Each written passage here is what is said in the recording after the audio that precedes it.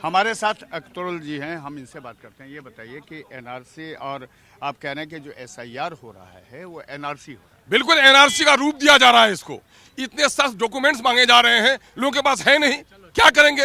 Election commission का काम यह है कि भारत के जो नागरिक हैं, जो यहाँ पर पैदा हुए 18 साल की उम्र है, उनको वोटर लिस्ट में नाम चढ़ाओ और सही तौर पर इलेक्शन कराने का काम करो। अगर कोई अवैध प्रवासी यहाँ पर रहता है तो उसके बारे में होम डिपार्टमेंट आपको खबर करेगी, तो आप उसका नाम विलोपित करो। लेकिन ये कहां से आ गया उसका इख्तियार? लेकिन इलेक्शन एसआईआर करने का इख्तियार उसको जरूर है, लेकिन 25 दिन की अल्पावधि में जस्ट इलेक्शन से पहले और बिहार के वासियों से वो कागजात मांगे जा रहे हैं जो उनके पास है नहीं। बिहार में, हमारा सीमांचल में और बिहार के जो दलित हैं, जो अकलियत के लोग हैं, 70% बच्चों ने स्कूल का मुंह नहीं देखा। कितने आवेदन दिए गए? आवेदन तो 70-80% दे दिए गए हैं, 90% भी दे दिए गए हैं। लेकिन मसला ये है कि इनको पहले ये कहा गया कि ईआरओ के जरिए से संदेश दिया गया बीएलओ को कि लोग सिर्फ अपने पिता माता के हवाले से 2003 के हवाले से सादा फॉर्म भर दें, अगर कोई डॉक्यूमेंट नहीं तो कुछ भी नहीं है। और कल से देखा जा रहा है कि ऑनलाइन जो सबमिशन हो रहा है उसका अपडेट नहीं हो रहा है और नतीजा ये हो रहा है कि पूरी आवाम परेशान है। किशनगंज को टारगेट क्यों किया गया?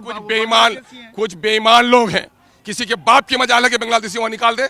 वो भारतीय हैं जिन लोगों ने भारत घुसपैठ नहीं है। भाई घुसपैठ है तो क्या चूड़ी पहन करके है?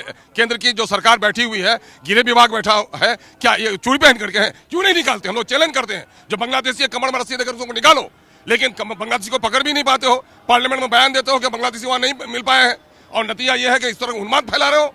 ये उन्मादी लोगों पर कार्रवाई होनी चाहिए जो लोग उन्माद फैलाने का काम कर रहे हैं। सबसे सौहार्दपूर्ण सीमांचल का वो खित्ता अररिया, पूर्णिया, कटिहार, किशनगंज वो है जो उन्मादी नेताओं को मालूम नहीं है।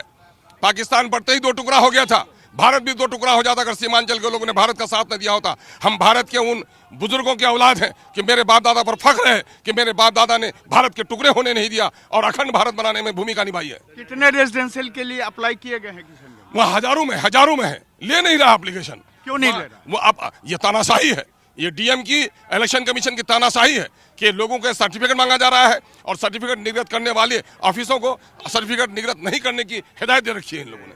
हमारे साथ एआईएमआईएम के प्रदेश अध्यक्ष और विधायक अख्तरुल ईमान साहब थे, जिन्होंने सीधे तौर पर कहा कि किशनगंज को जानबूझ के टारगेट किया जा रहा है। वहाँ कोई भी जो अभी तक इन लोगों को घुसपैठिया नहीं मिला है, लेकिन इनकी कोशिश है कि वहाँ के सौहार्द को बिगाड़ा जाए।